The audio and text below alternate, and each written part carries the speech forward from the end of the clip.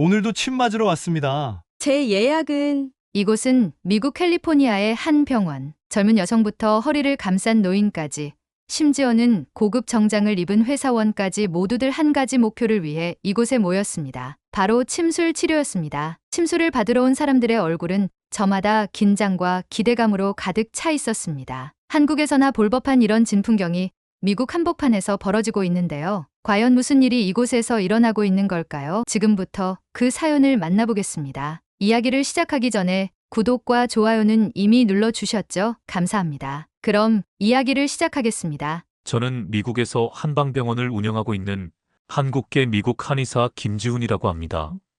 저의 한의원 개원 초기는 사실 외로운 전쟁과도 같았습니다. 저는 미국이라는 척박한 의료 현실 속에서 이 작은 공간을 지키기 위해 싸웠습니다. 의료보험의 제한적인 적용, 한의학에 대한 편견, 그리고 경제적으로 어려운 환자들의 눈빛, 모든 것이 저에게는 큰 산처럼 느껴졌습니다. 하지만 제가 이 자리에 설 수 있었던 건 단지 한의학의 치료 효과 때문만이 아니었습니다. 그것은 한국인의 의지와 아픈 사람을 돕고자 하는 진심, 그리고 우리 고유의 전통 의학이 가진 깊은 철학 덕분이었습니다. 이제 저는 미국에서 한의학이 가진 가치를 세상에 알리고 있습니다. 이 작은 침 한 방이 환자들의 삶을 어떻게 바꿀 수 있는지, 그리고 어떻게 사람들의 마음을 얻어낼 수 있었는지를 이야기하려 합니다. 이 이야기를 들으시면 왜 제가 한의학에 인생을 걸었는지 이해하시게 될 겁니다. 제가 한의학을 처음 접했던 계기부터 미국으로 돌아와 한의원을 개원하기까지, 그리고 침술을 둘러싼 이 사회적 장벽을 넘어서는 과정까지, 그 모든 여정을 함께 걸어가 주시길 바랍니다. 이야기는 IMF 시절, 어린 시절의 기억에서 시작됩니다. IMF는 제 어린 시절의 모든 것을 바꿔놓았습니다. 1997년, 저는 10살이었습니다. 그때까지만 해도 우리 가족은 나름대로 평범한 삶을 살고 있었습니다. 아버지는 작은 무역회사를 운영하셨고, 어머니는 두 동생과 저를 돌보며 가정을 꾸려가셨습니다. 비록 넉넉하진 않았지만 가족 모두가 함께 웃고 식탁에 둘러앉아 식사하는 평범한 행복이 있었습니다. 하지만 IMF라는 단어가 뉴스를 뒤덮기 시작하면서 우리의 평범한 일상은 끝이 보이지 않는 어둠 속으로 빠져들기 시작했습니다. 아버지의 사업은 그해 겨울 갑작스럽게 무너졌습니다. 회사가 빚더미에 앉게 되었고, 거래처는 하루아침에 연락이 끊겼습니다. 아버지는 고군분투하셨지만 한국 사회 전체가 휘청거리던 그 시절에 개인의 힘으로 무언가를 바꿀 수는 없었습니다. 회사는 폐업했고 집은 은행으로 넘어갔습니다. 집안의 공기가 무겁게 가라앉은 날들이 이어졌고, 아버지는 점점 말수가 적어지셨습니다. 그러던 어느 날,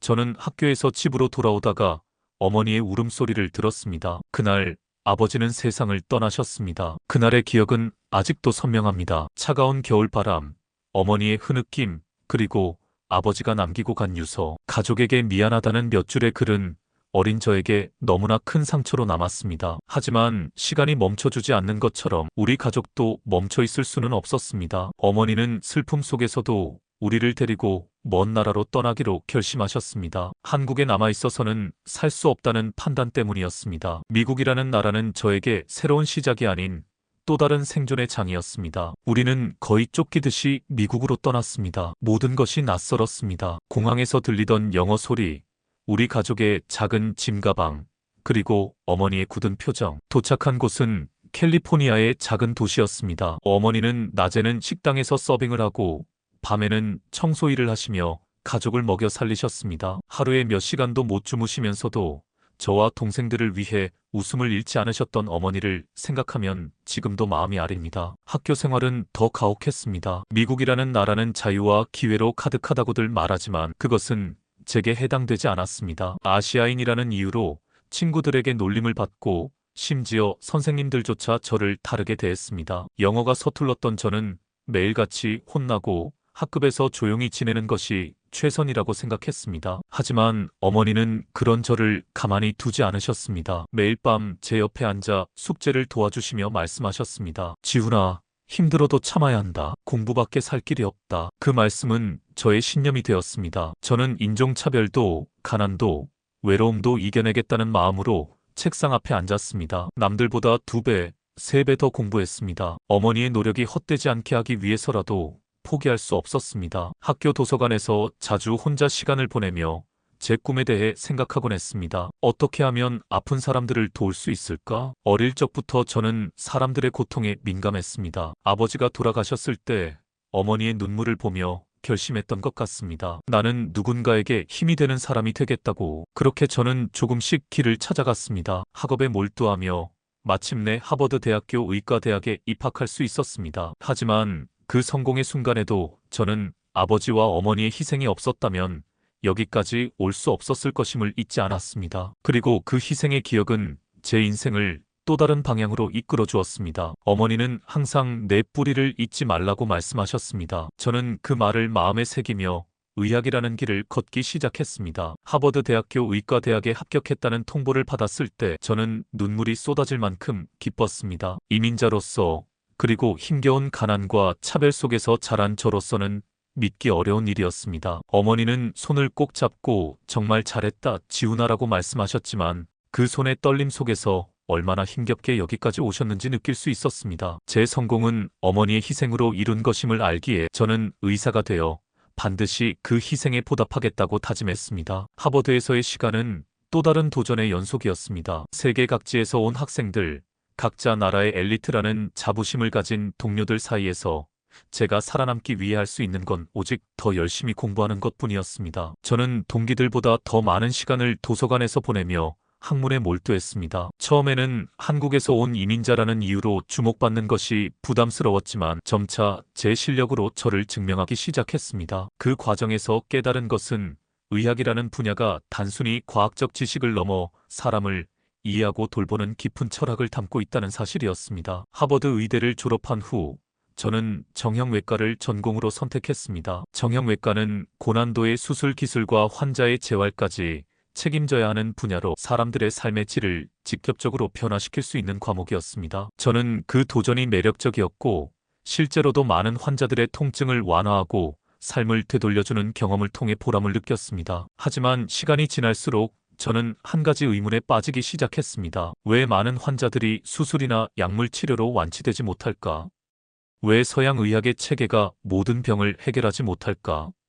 특히 미국 의료 시스템의 한계는 제게 커다란 충격으로 다가왔습니다. 환자들이 필요로 하는 치료를 받지 못하는 경우가 너무 많았습니다. 경제적 부담으로 인해 수술을 포기하거나 보험이 적용되지 않아 고통을 참고 살아가는 환자들이 넘쳐났습니다. 제가 진료하던 한 환자가 아직 젊은 나이에 무릎 관절염으로 고생하던 때가 떠오릅니다. 그는 수술이 필요했지만 자신의 보험이 수술비를 보장하지 않아 통증을 참으며 일을 계속해야 했습니다. 저는 의사로서 그를 돕지 못하는 현실 앞에서 무력감을 느꼈습니다. 그 무력감은 서양 의학의 한계와 미국 의료 시스템의 비효율성에서 비롯된 것이었습니다. 이때부터 저는 대체 의학, 특히 한국에서 자라며 본 적이 있던 한의학에 대해 자연스럽게 관심을 갖게 되었습니다. 어릴 적 할머니가 감기에 걸린 저에게 한약을 타려주시던 기억, 허리 통증으로 고생하시던 어머니가 침을 맞고 회복하시던 모습을 떠올렸습니다. 서양 의학만으로는 해결할 수 없는 문제를 보완할 수 있는 길이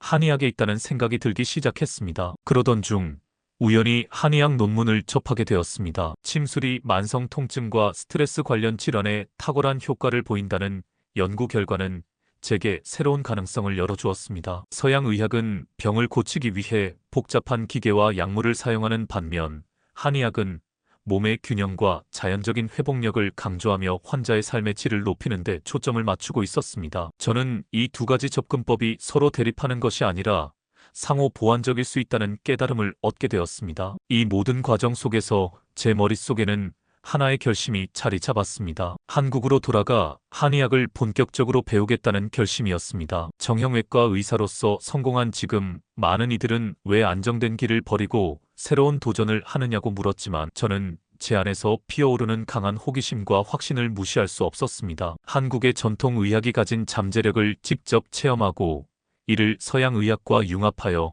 새로운 의료 패러다임을 제시하고 싶다는 열망이 저를 이끌었습니다. 그렇게 저는 미국에서 쌓아온 경력을 잠시 뒤로하고 한국행 비행기에 몸을 실었습니다. 제게는 다시 뿌리를 찾아가는 여정이자 의학이라는 더 큰 그림을 그리기 위한 새로운 시작이었습니다. 비행기가 인천공항에 착륙했을 때 저는 저도 모르게 창밖을 바라보며 깊은 숨을 내쉬었습니다. 떠난 지 20년이 훌쩍 넘은 한국 땅을 다시 밟는다는 것은 감정적으로도 실질적으로도 저에게 큰 도전이었습니다. 어린 시절 IMF의 그림자 속에서 도망치듯 떠난 나라. 이제는 새로운 목적을 가지고 돌아왔지만 그 기억은 여전히 저를 따라다녔습니다. 하지만 저는 제가 왜 여기에 있는지 잊지 않았습니다. 한의학이라는 새로운 세계를 배우기 위해, 그리고 나의 뿌리를 다시 찾기 위해 돌아왔습니다. 경희대학교 한의과대학에 들어섰을 때 저는 한 가지를 바로 깨달았습니다. 한의학은 단순한 민간요법이나 전통적인 치료 방식이 아니라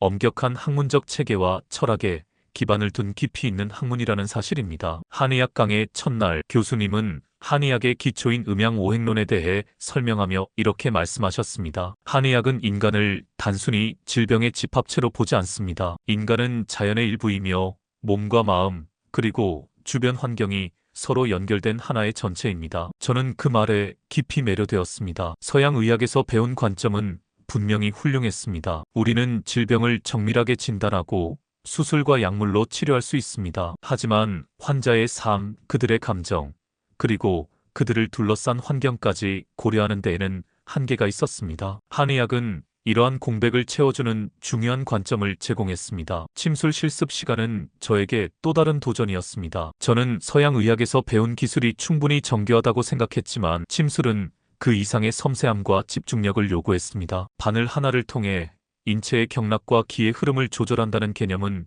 처음에는 추상적으로 느껴졌습니다. 그러나 환자들의 반응을 직접 보며 저는 그 효과를 체감할 수 있었습니다. 한 학생의 허리 통증이 단 몇 번의 침술 세션만으로 눈에 띄게 완화되는 것을 보며 저는 한의학이 가진 잠재력에 점점 더 확신을 갖게 되었습니다. 한편 제게 가장 놀라웠던 것은 한의학이 단순히 전통에 머물지 않고 과학적으로 진화하고 있다는 사실이었습니다. 경희대학교의 연구소에서는 한약재의 화학적 성분을 분석하고 침술의 효과를 과학적으로 입증하기 위한 다양한 연구가 이루어지고 있었습니다. 저는 그곳에서 연구원들과 함께 일하며 한의학이 단순한 옛 방식이 아니라 현대의학과 융합될 수 있는 강력한 도구라는 것을 깨달았습니다. 그렇게 몇 년이 흘렀고 저는 마침내 한의학을 배우고 익히는 과정의 끝에 도달했습니다. 하지만 이것은 단지 시작일 뿐이었습니다. 저는 한의학과 서양의학이 결합하여 더 많은 사람들에게 도움을 줄 수 있는 가능성을 보았고 이를 미국으로 다시 가져가야겠다고 결심했습니다. 어린 시절 저와 어머니가 겪었던 고통, 그리고 미국에서 만났던 많은 이민자들과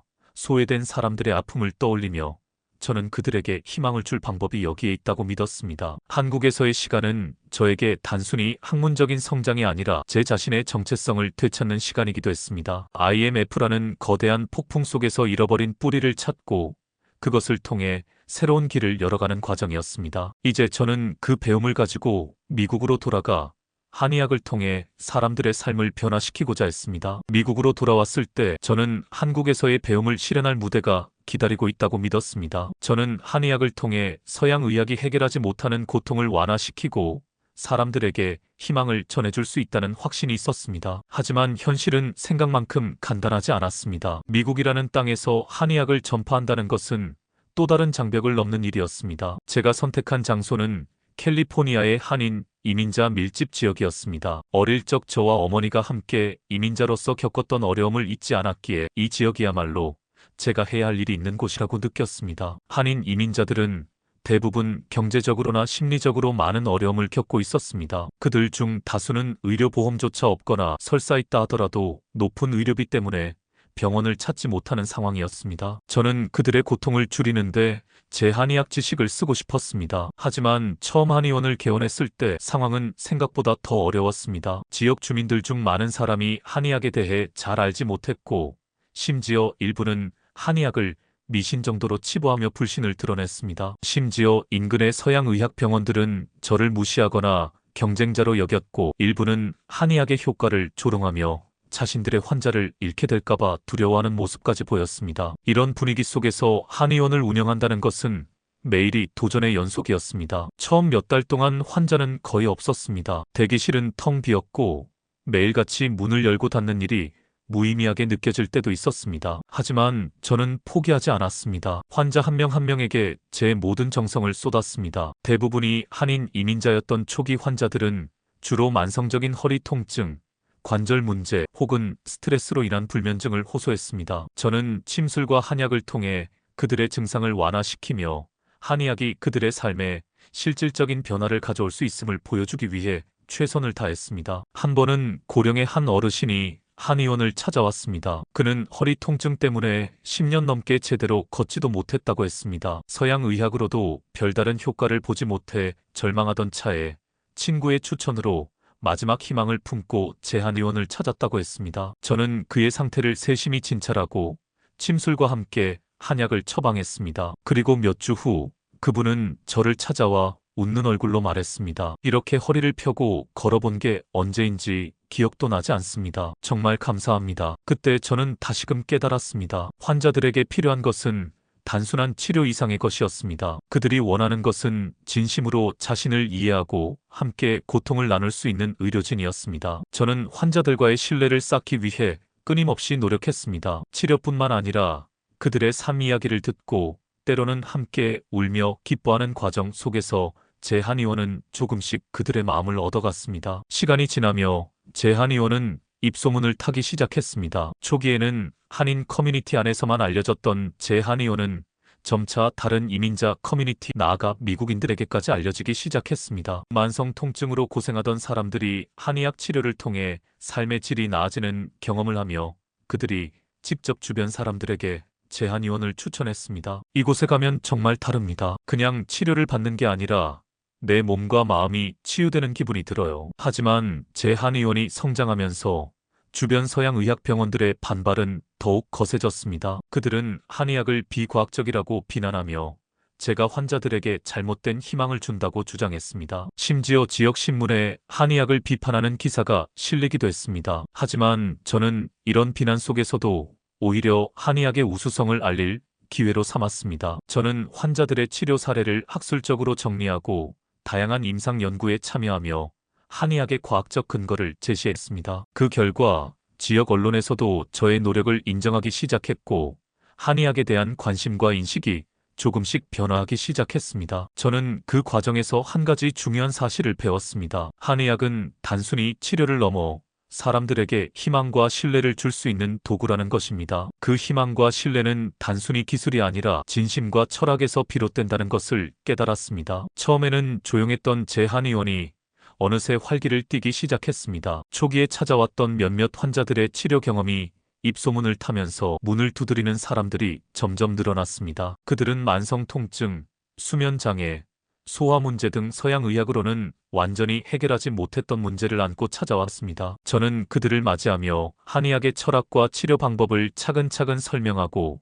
그들에게 맞는 최적의 치료법을 제공하기 위해 최선을 다했습니다. 침술과 한약은 특히 만성 통증으로 고생하던 환자들에게 탁월한 효과를 보였습니다. 제 기억에 남는 한 환자는 50대 중반의 백인 여성으로 10년 이상 만성 두통으로 고통받아 왔다고 했습니다. 그녀는 수많은 병원과 전문의를 찾아다녔지만 진통제 외에는 별다른 해결책을 얻지 못했다고 했습니다. 처음 제 한의원을 찾았을 때도 그녀는 큰 기대를 하지 않는 듯 했습니다. 다른 곳에서 효과가 없었으니 여기서도 별반 다르지 않겠죠. 하지만 시도는 해볼게요라는 말로 상담을 시작했던 그녀였습니다. 저는 그녀의 상태를 면밀히 살피고 침술과 약간의 생활 습관 교정을 병행하는 치료를 시작했습니다. 첫 번째 세션이 끝난 뒤 그녀는 약간의 변화를 느꼈지만 그 변화는 일시적인 것처럼 보였습니다. 하지만 몇 번의 치료가 더 진행되자 그녀는 이전보다 두통의 빈도가 현저히 줄었다고 말했습니다. 그리고 치료가 끝날 무렵 그녀는 마치 새로 태어난 것 같다고 감사의 인사를 전했습니다. 그녀의 이야기와 웃음은 제게 한의학이 가진 힘을 다시금 확신하게 해주었습니다. 이처럼 환자 한 명 한 명이 한의학의 효과를 경험하고 이를 주변에 알리면서 제 한의원은 점점 더 많은 사람들에게 알려지기 시작했습니다. 이 변화의 시점에서 지역 언론과 의료계의 관심이 집중되기 시작했습니다. 특히 지역 신문에 실린 한 기사가 큰 전환점이 되었습니다. 한 기자가 만성 통증으로 고생하던 본인의 어머니를 제 한의원에 데려왔고 그녀가 침술과 한약으로 증상이 완화되는 경험을 직접 목격한 후 이를 기사로 다룬 것이었습니다. 기사는 몸과 마음을 함께 치유하는 한국의 한의학, 미국에서 주목받다라는 제목으로 한의학의 효과와 철학을 상세히 소개했습니다. 이 기사는 많은 사람들에게 제 한의원을 알리는 계기가 되었고 한의학에 대한 관심을 불러일으켰습니다. 하지만 이와 동시에 저는 여전히 극복해야 할 장벽이 많다는 것을 실감했습니다. 미국 의료 시스템은 여전히 한의학을 제한적으로만 인정하고 있었고,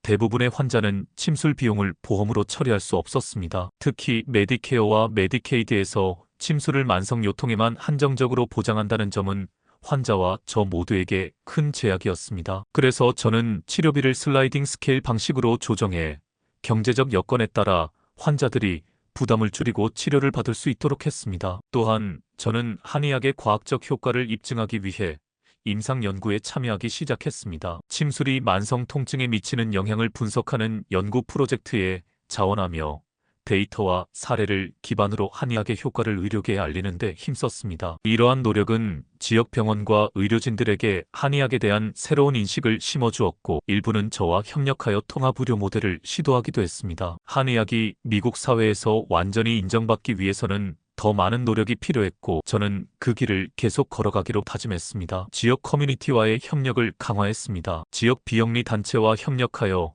무료 건강 세미나를 열고 침술 체험과 한약 상담을 제공했습니다. 특히 의료 서비스에서 소외된 이민자와 저소득층 주민들이 이러한 활동을 통해 한의학을 접하게 되었습니다. 세미나에서 만난 한 할아버지는 만성 관절염으로 고통받으며 수년간 약물에 의존해왔지만 침술 체험 이후 이렇게 몸이 가벼워진 것은 처음이라며 저에게 다가왔습니다. 이런 순간들은 한의학이 단순한 대체 의학이 아니라 사람들의 삶을 바꿀 수 있는 힘을 가졌다는 것을 다시금 느끼게 해주었습니다. 이와 함께 통합의료 모델을 도입하기 위해 지역 병원들과 협력을 시도했습니다. 처음에는 회의적인 반응이 많았지만 서서히 협력의 가능성을 보았습니다. 예를 들어 한 병원의 외과 의사팀과 함께 수술 후 회복 단계에서 침술 치료를 병행한 사례가 있었습니다. 환자들의 회복 속도가 빨라졌고 진통제 사용량이 줄어드는 긍정적인 결과가 나타나면서 병원 측도 한의학의 가능성을 인정하기 시작했습니다. 그들은 이후 저와 함께 통합 치료 모델을 구축하고 이를 확대하기 위한 계획을 논의하기에 이르렀습니다. 그러나 보험 문제는 여전히 해결해야 할 중요한 과제였습니다. 저는 한의학 치료가 보험에 포함될 수 있도록 지역 정치인들과의 만남을 시도했습니다. 캘리포니아주에서는 침술을 메디케이드에 포함시키는 법안이 논의되고 있었고, 저는 이 과정을 지원하며 한의학의 효과와 경제적 장점을 강조했습니다. 한의학은 단순히 비용을 절감하는 치료법이 아니라 환자들의 삶의 질을 높이는 중요한 도구라는 점을 강조하며 정책 변화의 필요성을 역설했습니다. 이 모든 노력은 점차 결실을 맺기 시작했습니다. 슬라이딩 스케일 제도를 통해 더 많은 사람들이 한의학 치료를 받을 수 있게 되었고, 지역 병원과의 협력은 서양 의학과 한의학의 융합 가능성을 열었습니다. 또한 임상 연구와 정책적 접근을 통해 한의학이 미국 의료보험 시스템에 조금씩 포함되는 길이 열렸습니다. 무엇보다도 환자들 사이에서 한의학이 가진 치유의 힘에 대한 신뢰가 쌓이며 한의원이 단순한 치료 공간을 넘어 희망의 상징이 되었습니다. 미국 의료계에서 한의학이 인정받기 시작한 이 순간에도 저는 그 잠재력이 어디까지 확장될 수 있을지 끝없이 고민하고 있습니다. 메디케어와 메디케이드에서 한의학 치료가 부분적으로 보험 적용되기 시작했다는 소식이 전해진 것은 2021년 겨울이었습니다. 비록 침술 치료에 한정된 제한적인 변화였지만 이는 미국 의료계에서 한의학이 공식적으로 인정받기 시작했다는 신호였습니다. 2023년부터는 미국의 주요 의과 대학에서 한의학 강의를 시작했습니다. 처음에는 선택 과목으로 시작했지만 학생들의 관심이 높아지면서 정규 교과 과정으로 자리 잡아가고 있습니다. 미래의 의사들이 동서양 의학을 모두 이해하고 활용할 수 있게 되는 것, 이것이야말로 진정한 의료의 혁신이라고 생각합니다. 코로나19 이후 원격 진료의 확산은 한의학에도 새로운 기회가 되었습니다. 화상 상담을 통해 기본적인 진단과 생활 처방이 가능해졌고, 이는 의료 접근성을 크게 향상시켰습니다. 물론 직접적인 치료는 여전히 대면 진료가 필요하지만 기술의 발전은 한의학의 저변을 넓히는 데 큰 도움이 되었습니다. 지난해부터는 NIH의 지원을 받아 한의학의 새로운 가능성을 연구하고 있습니다. 특히 노화 관련 질환과 정신건강 분야에서 한의학이 보여주는 가능성은 매우 흥미롭습니다. 가끔 제자들이 묻습니다. 왜 그토록 많은 어려움을 감수하면서 이 길을 선택하셨나요? 저는 이렇게 답합니다. 의학의 궁극적인 목적은 인간의 고통을 덜어주는 것입니다. 그 방법이 동양에서 왔든 서양에서 왔든 효과가 있다면 그것이 바로 좋은 의학입니다. 이제 저희 센터는 새로운 도전을 준비하고 있습니다. 더 많은 연구, 더 나은 치료법, 더 넓은 의료 접근성을 위해 한의학과 서양의학이 만나 만들어낼 미래의 의료는 더욱 풍성하고 효과적일 것입니다. 그리고 그 중심에서 저희는 계속해서 희망의 씨앗을 뿌려나갈 것입니다. 한의학이 미국 내에서 인정받는 과정은 단순한 성장이 아니라 의료제도와 정책의 변화를 가져오는 중요한 전환점이었습니다. 환자들의 신뢰와 지역사회의 호응은 한의학이 가진 잠재력을 보여주는데 중요한 역할을 했습니다. 저는 이 변화의 중심에서 한의학의 가치를 알릴 수 있었다는 것에 큰 자부심을 느꼈습니다. 하지만 여전히 갈 길이 멀다는 것도 알고 있었습니다. IMF 시절 아버지를 잃고 어머니와 함께 겪었던 고통, 미국에서의 차별과 외로움,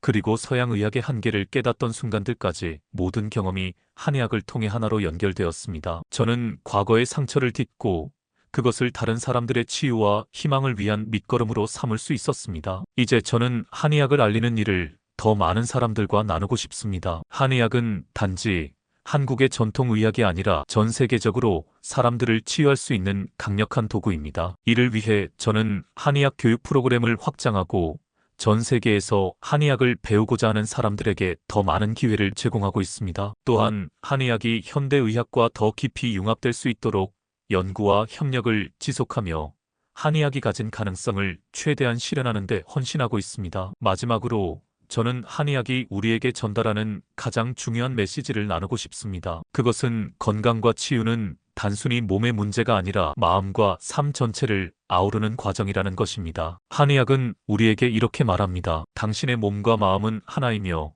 당신은 자연과 연결되어 있습니다. 그 균형을 찾는 것이 바로 치유입니다. 한의학은 계속해서 성장하고 있습니다. 전 세계 사람들이 그 가치를 깨닫고 더 많은 사람들이 이를 통해 새로운 삶의 가능성을 발견할 날을 꿈꿉니다. 오늘의 이야기는 여기까지입니다. 김지훈 선생님의 이야기는 단순한 성공담을 넘어 인간의 고난과 회복, 그리고 헌신의 아름다움을 보여주는 감동적인 여정으로 느껴집니다. IMF 시절의 상처와 이민자로서의 도전을 넘어 한의학을 통해 사람들의 삶을 치유하고 희망을 전하신 선생님의 노력이 깊이 존경스럽습니다. 이 이야기는 단지 한 개인의 이야기가 아니라 전통과 현대, 동서양 의학의 조화를 통해 더 나은 미래를 만들어가는 귀한 메시지로 다가옵니다. 여러분의 구독과 좋아요, 알림 설정에 힘입어서 더 감동적인 이야기로 다시 찾아뵙겠습니다. 감사합니다.